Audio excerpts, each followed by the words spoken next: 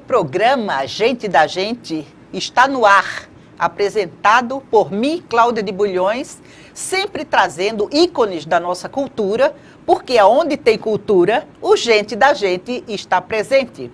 Se você tem alguém que está lançando algum livro, se você tem alguém, algum ícone da cultura que você quer que venha até aqui para ser entrevistado, mande pelo Facebook, pelo meu Facebook, Cláudia de Bulhões, que eu, na devida oportunidade, chamarei.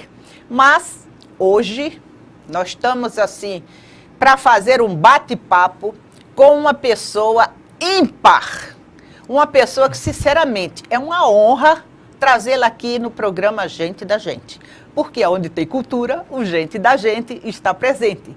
Estamos aqui, imaginem meu telespectador, meu caro internauta, nada mais, nada menos do que Carmen Lúcia Dantas. Carmen Lúcia, que prazer ter você aqui conosco. O prazer é meu, Cláudia, é sempre muito bom estar com você e com todo esse público que está assistindo Gente da Gente. É muito bom. Carmen Lúcia. Eu gosto de chamar Carmen Lúcia. Agora, em determinados momentos eu vou chamar de Carmen.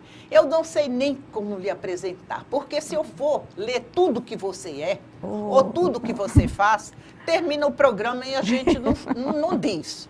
Olha, Carmen Lúcia é a primeira museóloga de Alagoas.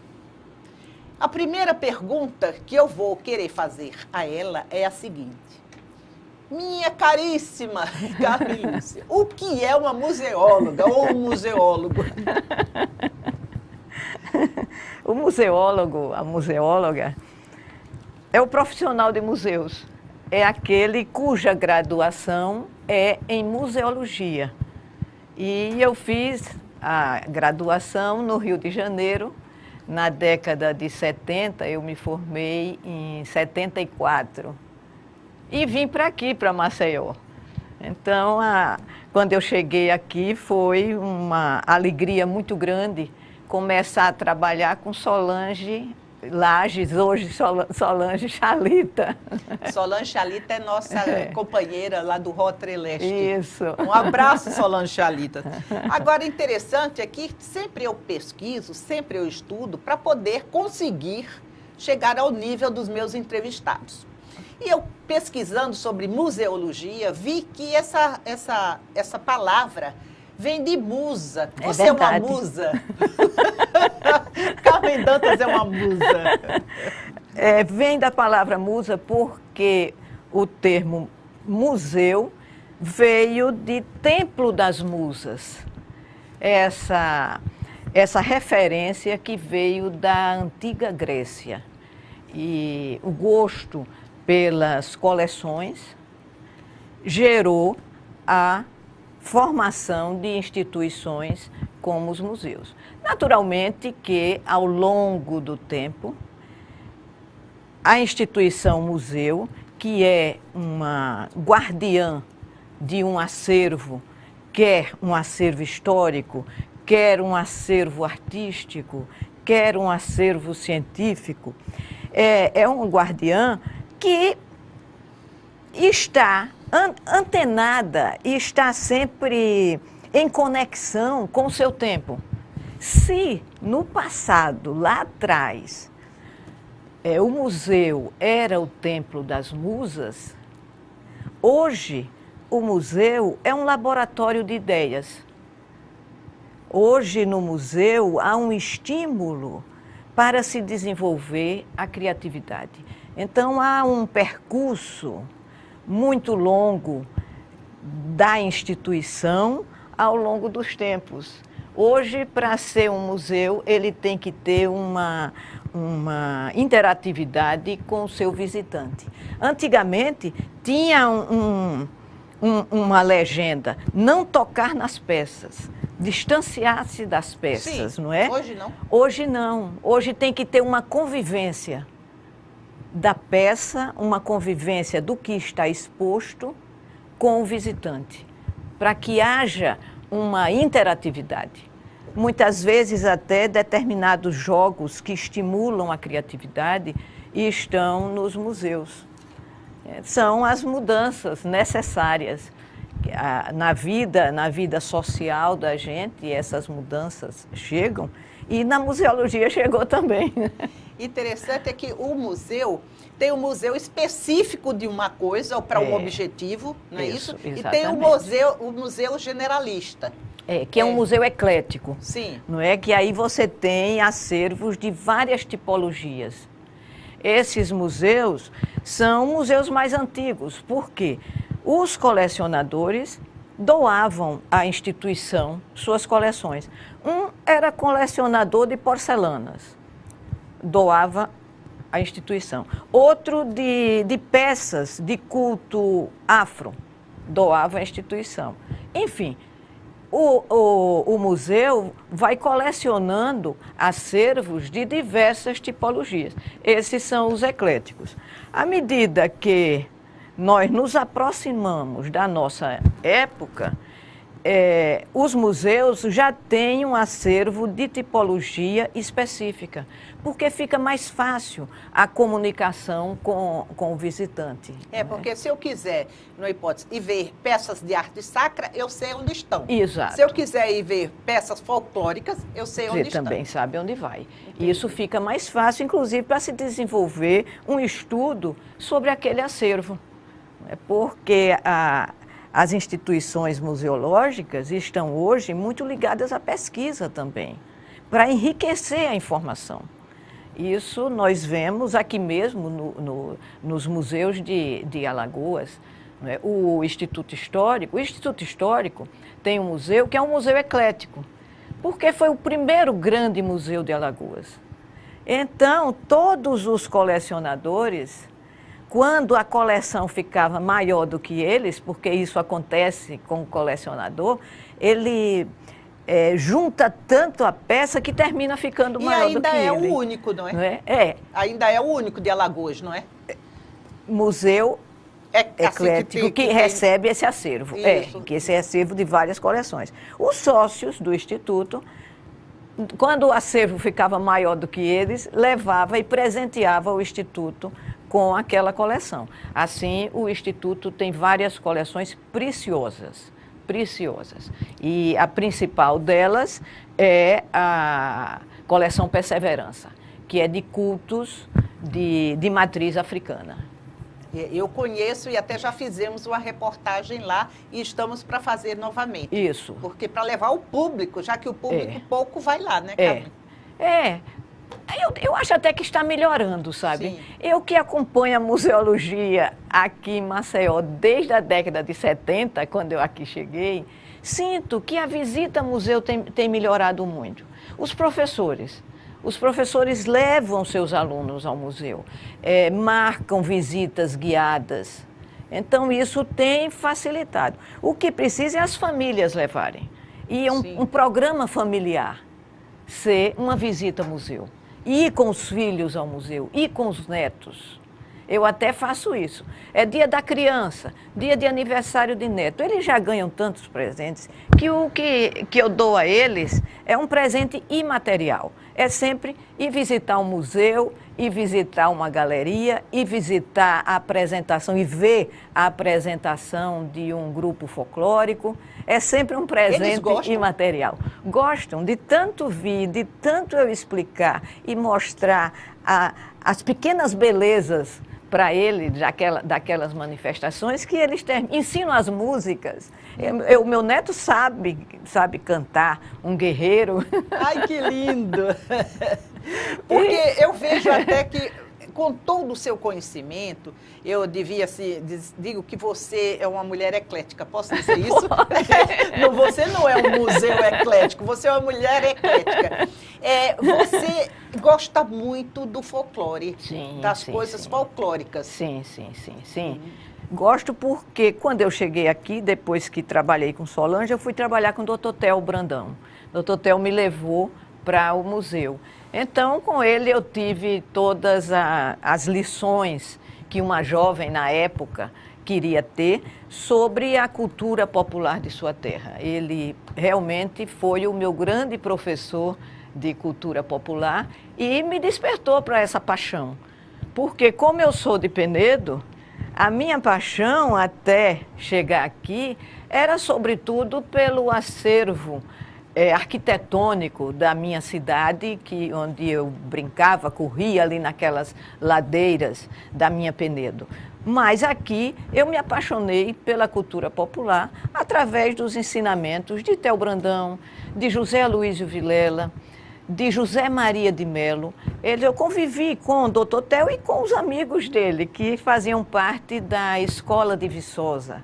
Sim. E comecei, e do conhecimento veio a paixão.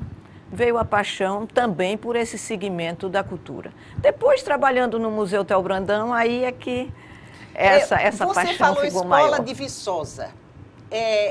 Essa referência tem alguma coisa assim a mais, a não ser uma escola que fosse em Viçosa?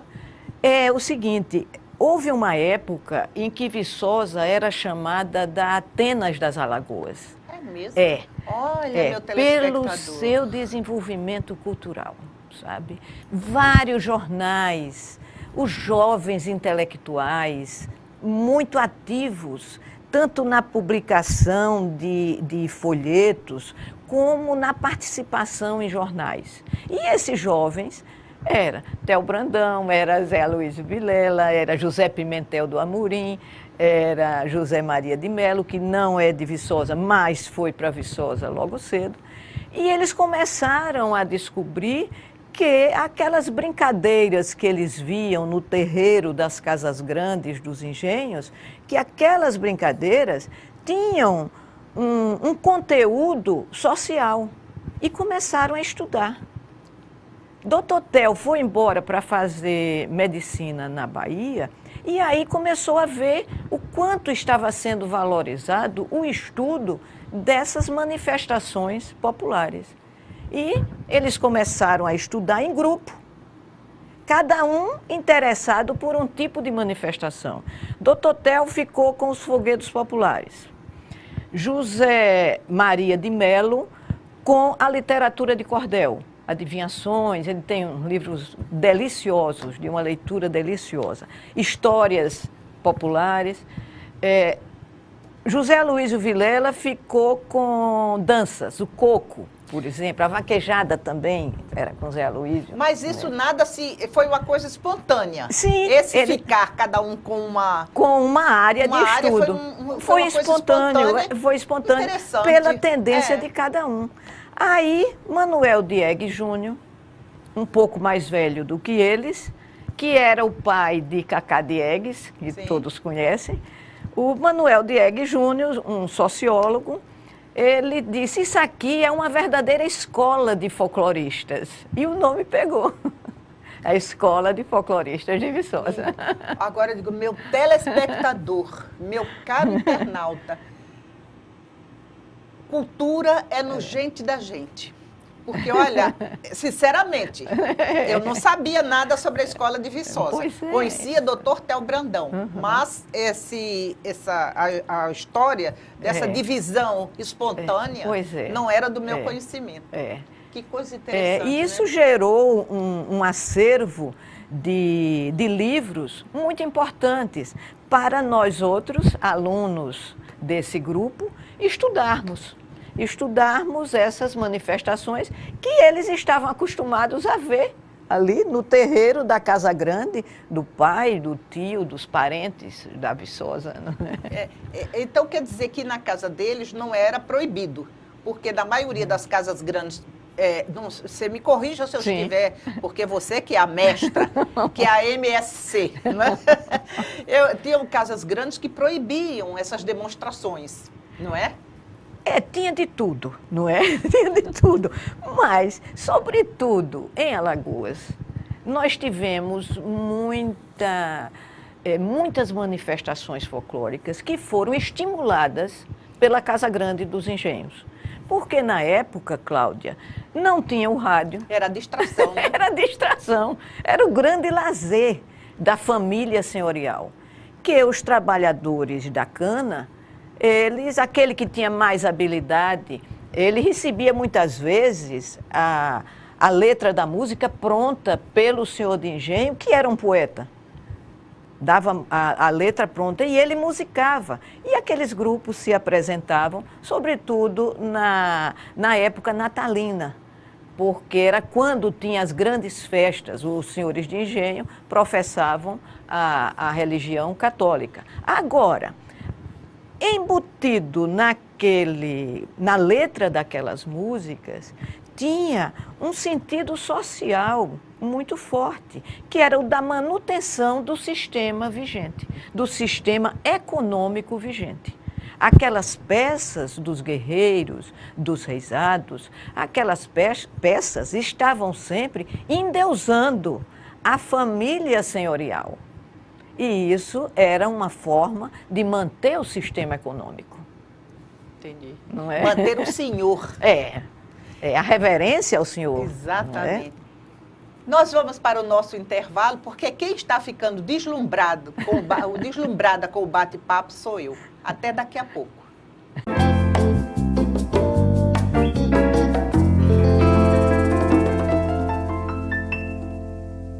Cláudia de Bulhões voltando na sua casa com o programa Gente da Gente.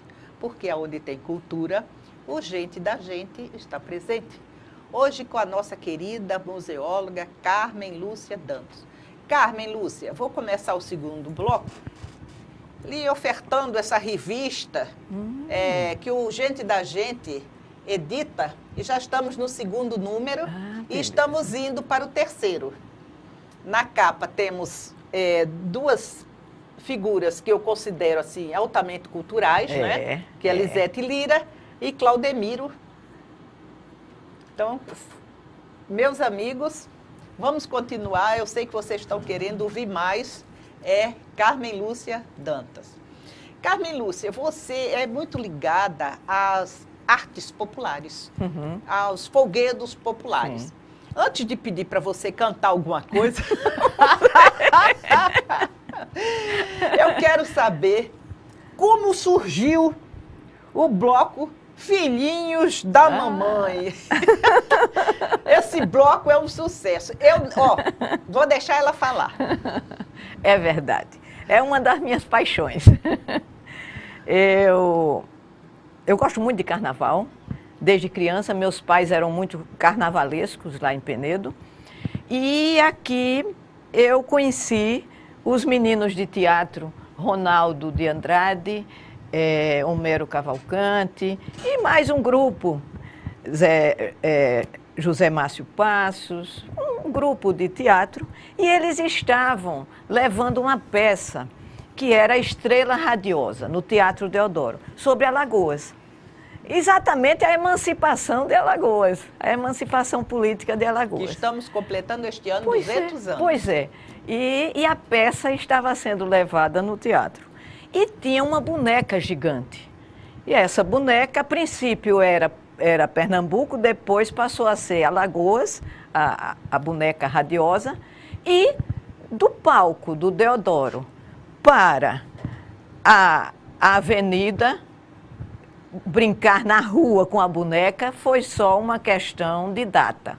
A peça se encerrou em dezembro e em fevereiro nós estávamos com a boneca dançando, saindo da casa de Homero, aqui no centro, para a Praça Moleque Namorador, que na época era o grande carnaval na Praça Moleque Namorador.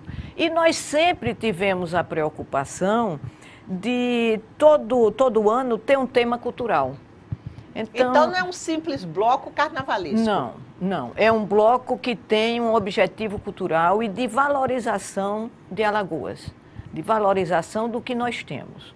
Tanto que, quando nós fomos para o Museu Theo Brandão, nós convidamos a boneca, a mamãe, para morar no Theo Brandão. E hoje ela mora no Theo Brandão como uma boneca gigante, uma boneca popular.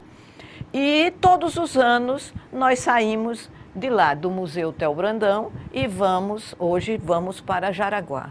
É uma brincadeira que nos dá muita alegria e que nos liga. Os componentes do bloco, todos nós somos irmãos, são os filhinhos da mamãe. E nós dizemos sempre que somos eu e essa turma de teatro, Beatriz Brandão, que fez a letra da música, Everaldo Moreira, o Xavier, o Eduardo Xavier, todo esse grupo, nós nos consideramos irmãos pelos laços da mamãe. E por sermos os primeiros, nós somos os primogênitos. Faz pouco tempo eu tive uma grande alegria, porque um antropólogo do Rio de Janeiro, Daniel Reis, ele ficou tão encantado com a apresentação do bloco, que a sua tese de doutorado foi sobre um museu de cultura popular que tem um bloco carnavalesco. E eu fiquei muito feliz quando ele defendeu a tese. Eu digo, agora a mamãe é doutora. Ai, que lindo! E foi uma grande festa que fizemos. E essa irmandade continua com os novos, porque nós já temos a preocupação de levar os filhos, são 36 anos de brincadeira, de levar os filhos, eu já levo meus netinhos, para dar continuidade nessa brincadeira saudável e de valorização da cultura de Alagoas. É isso que a gente sempre quer. Eu tenho, assim, uma pergunta, porque você é cheia de rituais, né? Você, de alguma maneira, eu posso dizer que você é uma ritualista. Uhum. Quando essa boneca, isso é muito importante, Sim. Quando essa boneca foi para o museu, houve alguma entrada ou simplesmente colocaram ela? Ou Não. houve alguma referência, Claro. ela foi referendada, Claro, reverência claro. também, né? Houve Porque tudo um tem convite, culto místico, claro, né? claro. E a figura, a boneca da mamãe, já é um totem para nós. Sim. Então, Ela ainda vai para a rua? vai. Este ano brinquei ao lado dela e tem todo um ritual. Eu convidei, na época eu era diretora do Theo Brandão, então convidei a mamãe, os meninos de teatro, tudo oficialmente. Responderam de uma forma muito criativa, é um texto muito bonito que eu guardo, e levaram a mamãe para lá. E nós temos, ainda fazendo parte desse ritual, os dias que antecedem a apresentação do bloco, nós vamos lá para acompanhar a nova roupagem que a mamãe recebe. E no dia, quando eu chego, em lugar de eu brincar, a primeira coisa que eu faço é ir à figura da boneca, pedir a bênção e pedir consentimento para dançar. Olha que coisa Hoje linda! o meu netinho já faz isso comigo. Olha, agora faz como o nosso câmera faz aqui. Arrepiei agora, arrepiei. Olha, muito bonito. Você não se incomoda não de eu perguntar, você é esta mãe? Eu sou Você mamãe. sente essa mãe? Os filhinhos da mamãe são seus filhos? Os A filhinhos são boneca não é você? Não, Porque eu gosto muito de enquadrar as coisas. Viu? Os filhinhos da mamãe, todos nós somos irmãos. Sim. A grande mãe é a boneca. E nós somos os filhinhos. Sempre de mãos dadas. Nós passamos o nosso tempo todo ligado, um sabendo como está o outro irmãozinho e querendo que isso continue. Quando nós chegamos no dia da apresentação da mamãe, que o museu está repleto, e repleto de jovens, nós ficamos muito felizes, porque a gente quer que ela continue em outras barrigadas. Não precisa ser só a primeira. Exatamente. Outras barrigadas da mamãe. Vocês não são egoístas com a mãe, né? Não, Querem queremos mais filhos para crescer a família. Muito interessante. E quando o bloco retorna, tem O bloco alguma sai. cerimônia? O bloco sai da casa de Theo Brandão, que é o museu, e vai para a Casa do Patrimônio, que é o IFAM. Então, nessa passagem, na escadaria da associação comercial, tem o que a gente chama da apoteose. Mamãe sobe, todos nós também. E na frente da igreja Nossa Senhora Mãe do Povo, tem a apresentação de grupos folclóricos, tem a apresentação do boi e tem toda uma louvação à Nossa Senhora Mãe do Povo, porque nós gostamos muito dessa titulação, a Mãe do Povo. gostamos, e isso fez com que a mamãe fosse lá para agradecer. Ela, que é mãe de todos nós, agradecer a Nossa Senhora Mãe do Povo. De lá vai para o IFAM, que é o Instituto do Patrimônio Histórico, e que recebe ela, faz uma exposição e fica. Eles têm um bailezinho infantil e as crianças vão e começam a conhecer mais a mamãe. Eu acho essas coisas maravilhosas. Carmen Lúcia, você falou que vão no IFAM, mas você já foi diretora do IFAM. Já fui. Já fui. Eu fui. E minha passagem pelo IFAM teve a duração de uma gestação. Foram 9 meses no IFAM. Mas eu fico feliz porque foi um período em que nós lutamos para conseguir que Alagoas fosse uma superintendência. Porque até então o IFAM de Alagoas era subordinado a Sergipe. E nós não entendíamos isso. Sim. E, justo na minha gestão, nós tivemos esse trunfo de criarmos a 17ª superintendência. E, para isso, o grupo dos funcionários do IFAM estavam ali comigo, lutando por isso, e tive o apoio enorme do atual superintendente do IFAM, do Mário Aloísio, arquiteto Mário Aloísio Barreto, que é uma pessoa altamente envolvida com a preservação do patrimônio histórico de Alagoas. Eu acho assim, a vida da Carmen Lúcia, assim, história pura. Porque você vê, por onde você passa, você não deixa sementes. Você já deixa frutos, não é? Porque quando você foi para o Museu Teotônio Vilela, sim, o museu estava fechado, salvo engano. O Theo Brandão. Theo Brandão. Brandão. Theo Vilela. porque Theo Brandão também se chamava Teotônio, era Teotônio mas Vilela agora Brandão. eu viajei mesmo. Mas eu já fui também da Fundação Teotônio Vilela. Já fui Daqui presidente. a pouco a gente chega lá. Mas ali já ali foi a segunda. Ali estava fechadinho, né? Porque eu fui diretora do Theo Brandão, do Museu Theo Brandão, a coisa na década de 80. Depois eu deixei para ir para a sala de aula. E retornei quando o museu estava numa situação deplorável, na administração do reitor Rogério Pinheiro, que me chamou para ver se a gente conseguia. O museu estava há 14 anos fechado. Mas já estava na Casa dos Machados, na Praia da Avenida. Sim, já na Praia da Avenida. E a situação difícil, ele me chamou como um desafio. Eu já estava aposentada da universidade. E aceitei o desafio. Voltei e, felizmente, os astros convergiram. Doutor Theo deve ter mexido lá com os pauzinhos. E o museu voltou a funcionar, não é? E nós tivemos a alegria de ver o museu sendo inaugurado pela segunda vez. Isso foi em 99, 2000. Ali o museu, dentro do museu consta o quê? Consta o acervo inicial, que era de Theo Brandão. Theo Brandão era também um colecionador de arte popular. E depois a própria universidade foi adquirindo acervo. Na época do reitor João Azevedo, nós tivemos um enriquecimento muito grande de acervo para o Museu Theo Brandão. E não ficou só em peças, mas também em livros. A biblioteca do museu é uma biblioteca específica de cultura popular, de antropologia, de etnografia. Então, é um espaço em que se tem, além das peças expostas no circuito, se tem também uma biblioteca digna.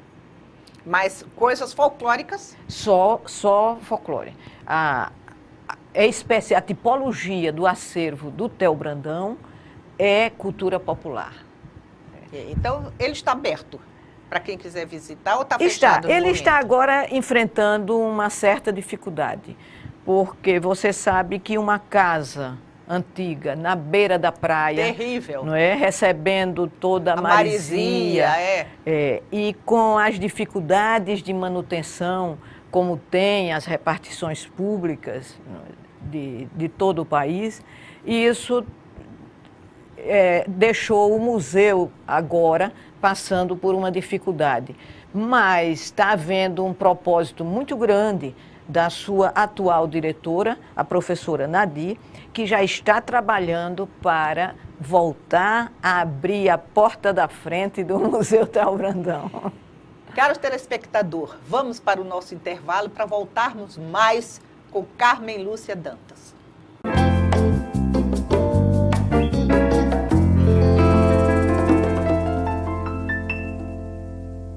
Onde tem cultura, o Gente da Gente está presente.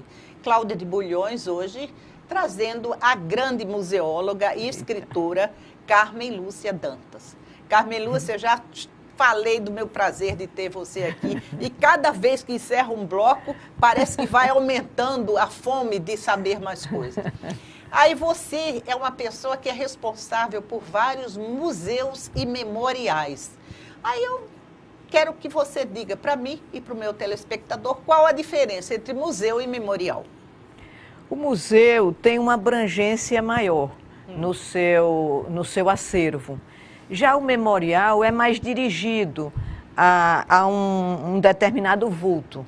Nós temos o Memorial Teotônio Vilela, ali na Pajuçara.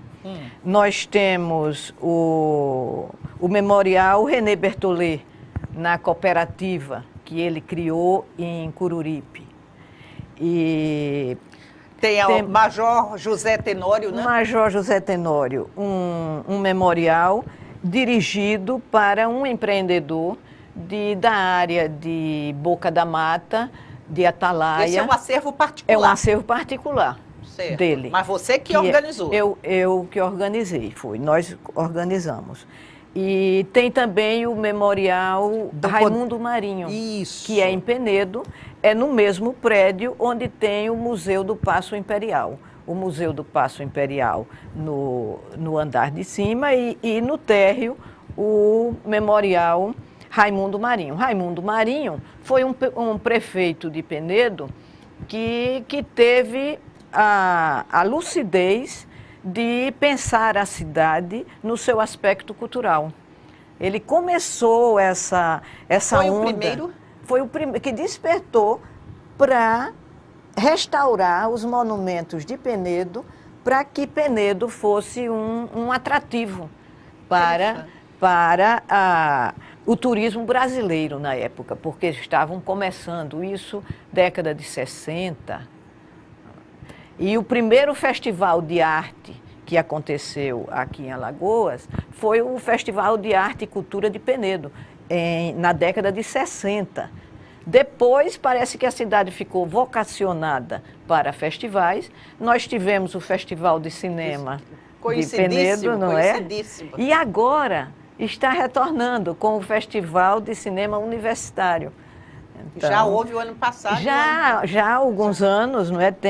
Se tivemos no passado o Festival de Cinema graças a Solange Chalita, agora estamos tendo, graças a um empenho pessoal do professor Sérgio Seixas. Ele está batalhando para segurar esse festival na cidade de Penedo. E a cada ano o festival está melhorando. E eu fico muito feliz com isso, porque a cidade é vocacionada. Sim, Penedo é lindo. Não é? O teatro lá de Penedo, ali onde é o hotel, não é isso? Não é tem o 7 de setembro. Não, o 7 de setembro é cá embaixo, né? E o festival está sendo no teatro do Grande Hotel ou lá no 7 de setembro? O festival... No passado era no Hotel São Francisco, não é? No Cinema São Francisco. Hoje não, porque aquele espaço está fechado. O espaço do cinema. O que é uma pena. Mas está sendo trabalhado. Restaurado. O IFAM, através do Mário Aloísio, está cuidando de fazer dali, e do proprietário também, de fazer dali um centro de convenções para Penedo. E vai ser muito querido E o festival universitário está acontecendo na casa a Casa da Câmara e Cadeia, que é ao lado da prefeitura, um prédio enorme de condições físicas para ter o festival também lá. E está bonito ali, viu? Está bonito. Mas o Penedo é uma cidade assim que brilha. Não é? E eu acho que com esses festivais, ela tem assim, ela fica com maior glamour, porque disse para depois ter o festival de cinema, primeiro tem que começar com o festival universitário, né? Para poder ir sedimentando. Formando plateias, formando plateia, não é? Isso. E em questão da arte cinematográfica, hoje Alagoas está muito bem. Nós estamos com jovens muito bons, fazendo cinema em Alagoas. Carmen Lúcia, você falou no René Bertollet. Sim. É Bertollet que fala? Bertollet. Eu tive lendo para poder conversar com você, né? Porque senão eu vou ficar. E ele nasceu e fugiu dos alemães, né? Ele nasceu lá. Ele é europeu. Europeu. Os pais sofreram perseguição na época do nazismo e René Bertollet conseguiu vir para o Brasil, a princípio no Sul, depois ele veio para o Nordeste e se encantou pelo Nordeste. Chegou numa região árida, ele não viu nada e dali ele fez o que é hoje a cooperativa Pindorama.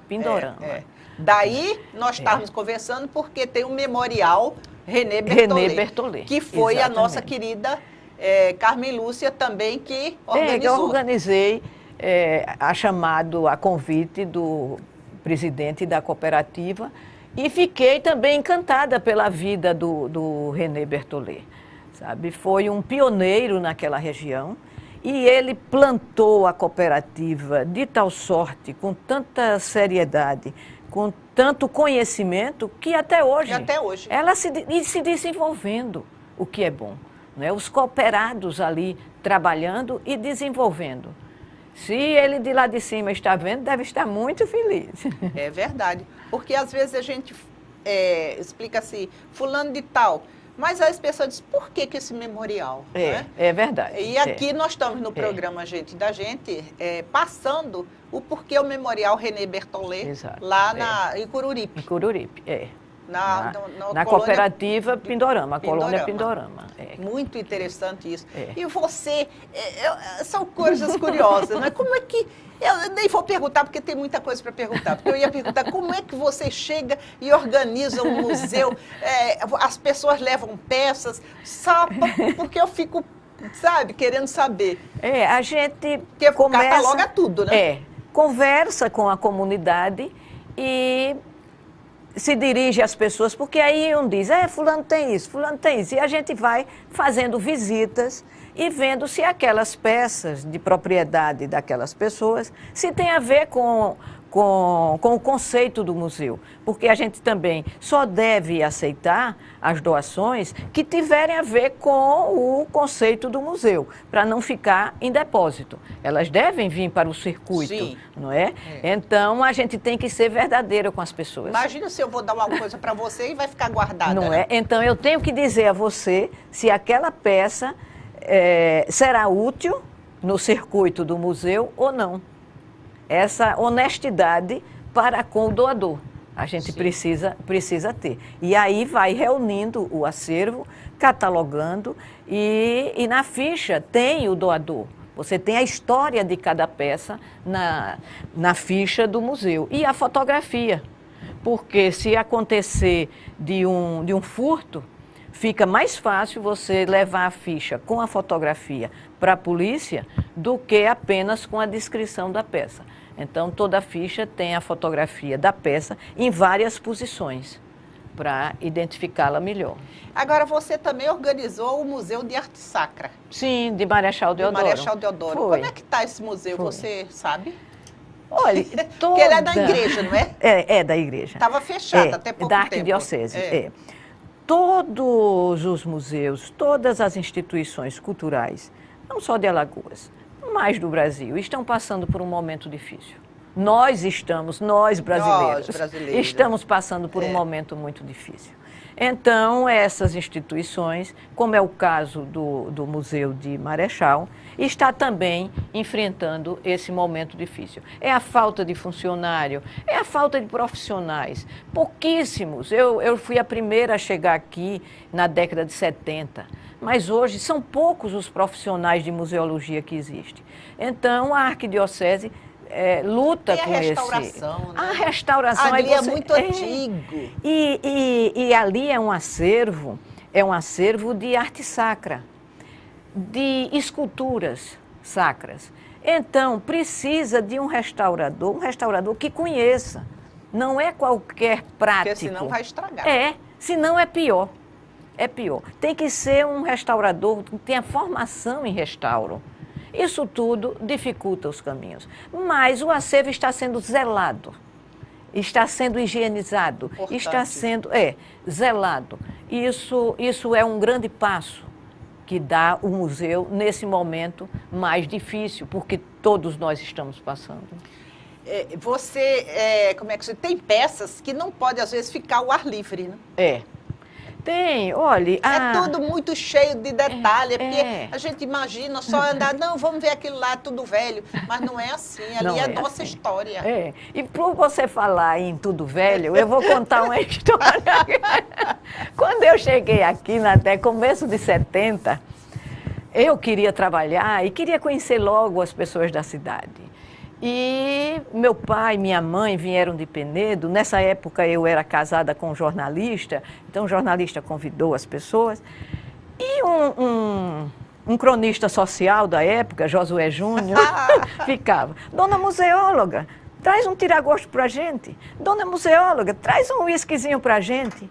E uma pessoa de representação, na época aqui na cidade, ficou intrigada com aquilo e perguntou a meu pai: Seu Aloísio, onde o senhor foi arranjar um nome tão difícil para botar na sua filha? Vixe Maria! Pensando que meu nome era museóloga. Realmente. Para vocês verem. E aí ele estranhou, ele disse: mas ela é tão nova, com um nome tão velho desse. E aí foi que eu fui explicar para ele que era a minha profissão. Você também fez o memorial, organizou do Poder Judiciário de Alagoas. Sim, foi. Interessante. Do Poder Judiciário, e com um acervo muito bom, muito bom que tinha. Mas ali não são peças, né? Peças, algumas peças, canetas, tem tinteiros, cadeiras. A gente só pensa que é papel, lei. E muitos papéis. Muitos papéis. Agora tem uma história assim que eu quero que você aborde. É que você está na parte cultural das organizações Arnon de Melo, organizando. Sim. Junto com um grupo. É o seguinte: quando o Instituto Arnon de Melo pensa num projeto especial, esses projetos especiais são projetos culturais, aí ele já tem um grupo que convida para desempenhar esse projeto. Nós temos sempre com um jornalista como coordenador, que é o Stephanie Lins, e eu fico responsável pela área cultural. Roxana Campos, que é uma professora doutora da universidade, responsável pela área de geografia. Cícero Péricles, também da universidade, pela economia, e Douglas Aprato pela história. Então, nós formamos esse quarteto e desenvolvemos sempre um projeto boas, né? Na área cultural. Eu gosto muito porque é um momento em que nós vamos para esse interior todo de Alagoas. E eu que já estou na área há muito tempo, eu faço comparativos, já vejo como está hoje, como era ontem, e isso tudo tem sido muito bom. E tem sempre o comando geral do Leonardo Simões, que tem uma habilidade muito grande em lidar com todos nós. Porque liderança não é fácil, não. Liderança dessa pleia de pessoas cultas não é brincadeira, não. Vamos para o nosso intervalo, porque daqui a pouco você vai mostrar a sua pequena literatura de 200 livros que ela já escreveu e já e coautoria e pessoalmente. Até já!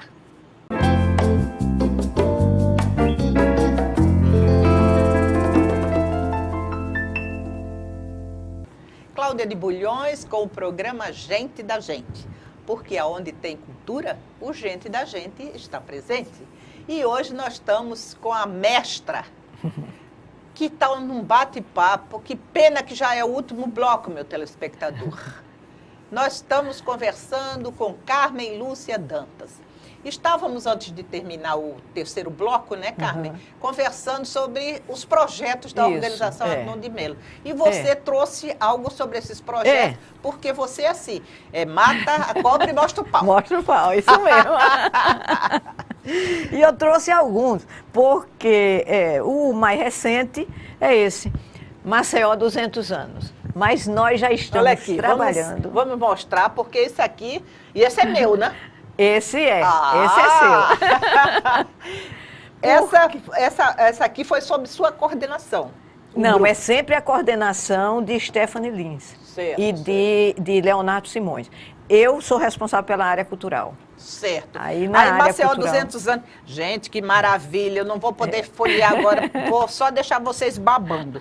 Isso aqui, se a pessoa quiser, ela tem que se dirigir aonde? Olha, eles costumam... Porque eu sei que é uma coisa só para alguns. É só para, número, para porque os com essa brochura, assinantes. Né?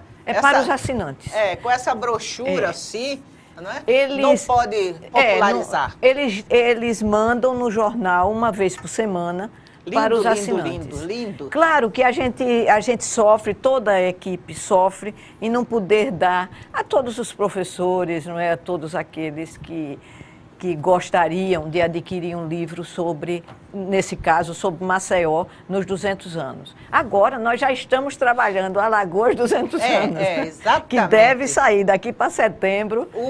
Já estão fazendo já estamos projeto. Trabalhando, já estou passando minhas noites no computador trabalhando pelo projeto Alagoas 200 anos. Vai sair mais bonito que esse? É sempre mais bonita. Cada filho que nasce, a gente baba mais do que o outro, né? Embora até porque ame a gente todos. vai tentando aperfeiçoar. É verdade, é verdade. E esse afinando, e a equipe vai se afinando, né? E esse aperfeiçoamento faz com que a gente puxe mais da nossa cabeça, dos nossos dias, do nosso tempo, né?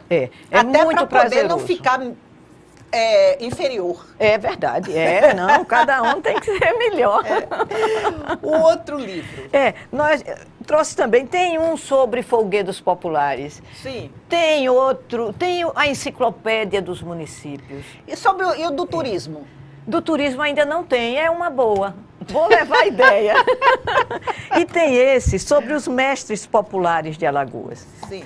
Sobre os artistas populares. Mas não é só de barro? Não, de todas as matérias-primas possíveis. Da madeira, do barro, da palha, do papel. Há uma variedade, do couro. Onde é que nós estamos mais com o barro? É em Pão de Açúcar? O barro, toda a região do Baixo São Francisco. Nos 11 municípios banhados pelo São Francisco, nós vamos ter sempre comunidades de ceramistas, por causa da abundância da matéria-prima. E da água, né? E do barro, né? Ali eles tiram o barro, extraem o barro. Porque não é qualquer barro, né? Embora esse tipo de artesanato esteja sofrendo a concorrência de peças industrializadas, não é? Sim. E a parte de madeira? Onde nós temos em nosso estado? Porque temos. Aqui tem madeira também. Tem. E como tem? Nós temos em Boca da Mata os descendentes de Manuel da Marinheira, que eles continuam, a arte que eles aprenderam com o pai, eles estão continuando em plena efervescência, esculpindo animais. E é uma escola, porque é uma escola familiar, é um grupo familiar. E se sairmos de Boca da Mata, aí vamos para a Ribeira do São Francisco. Você falou em Pão de Açúcar. Pão de Açúcar tem uma comunidade, tem um povoado chamado Ilha do Ferro, Sim. que já foi descoberto por colecionadores do Brasil inteiro. Há colecionadores que chegam em Maceió, já vão direto para lá, para a ilha, para adquirir peças. E até a próxima semana vai ser inaugurado o museu, um museu que é em homenagem ao escultor que fez esse grupo, que foi o primeiro, foi o pioneiro lá na Ilha do Ferro, que é o seu Fernando Rodrigues. Então, a Uneal está inaugurando o Museu Fernando. No meu querido Jairo. Nosso amigo. É, meu afilhado acadêmico. Meu afilhado, amo aquele homem. Eu também o amo. E aqui também tem as cestarias. Sim, cestaria. Porque cada local tem o Alagoas é muito rico. Muito. E é um cultura. pedacinho de Brasil, mas é muito rica, muito rica. Cururipe, a área de Cururipe, não é? Com a cestaria. Chapéu, cestaria. E outros, nós vamos encontrar aí uma fartura de material. O litoral norte, com conchas, trabalhos em conchas. Então, cada lugarzinho de Alagoas tem um artesanato que se destaca Brasil afora. E é a nossa identidade. O couro, você está aí abrindo o couro no sertão, o couro. Como é significativo, desde o começo, desde o povoamento do sertão, foi através da criação de gado. E até hoje se conserva. E daí veio o artesanato. Aqui que eu quero ler. Conhece-se o boi pelo corno e o homem pela palavra. Isso. Ai, gente, hoje em dia ninguém tem pouco com palavra. Né? Nós colocamos em cada manifestação artesanal um dito popular, certo, referente àquele produto, não é? No caso, é sobre o couro, então conhece-se o boi pelo corno, o homem pela palavra. Rede, e tem, aqui, olha, tem o filé. É a nossa rede mais conhecida, a que representa Maceió e representa toda a área das Lagoas. Toda essa comunidade. Eu gostaria que o nosso câmera fixasse aqui a câmera, porque... da Lagoa está presente a renda. Enquanto os homens pescam, as mulheres rendam. É um dito popular, muito verdadeiro, a sabedoria popular, não é? O Renascença é nosso? O Renascença foi trazido, E aqui também encontrou campo aberto para ele, né? O labirinto também são rendas europeias, trazidas pelas portuguesas. E aqui ganhou o colorido local. O filé começa a partir da trama da rede de pescar. Então, enquanto os homens iam pescar, as mulheres ficaram aqui preenchendo as tarrafas. E daí surgiu esse... O filé é nosso mesmo?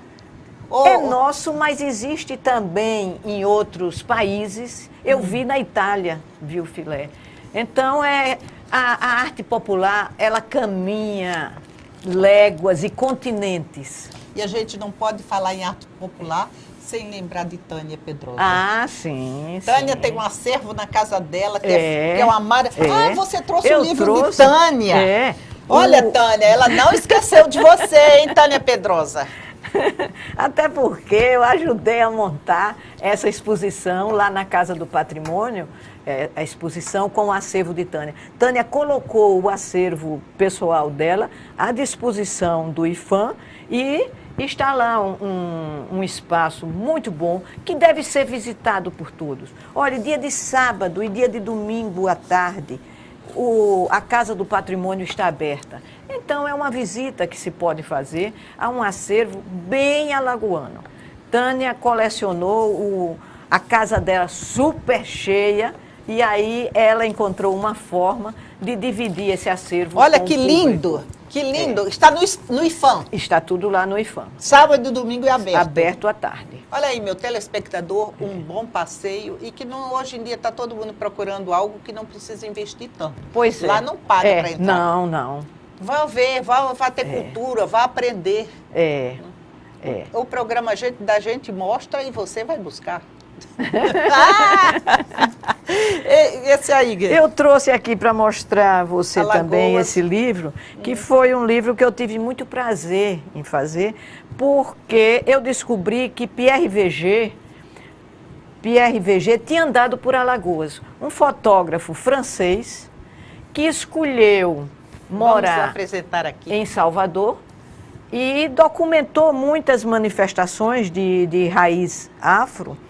E ele saiu por aí e chegou a Alagoas. E em Alagoas ele esteve em Penedo e esteve na Cachoeira de Paulo Afonso. E eu tive o prazer de ir a Salvador. Aqui são fotos dele? Dele. Fui atrás desse segmento, o segmento Alagoas, da coleção VG. E nós tivemos a oportunidade de fazer essa publicação em parceria de Alagoas, governo de Alagoas, com a Fundação Pierre Véger. Aqui um poema de Jorge de Lima sobre o Rio São Francisco e as ilustrações todas, fotografias de Véger. Então é um privilégio para a gente ter um acervo desse porte.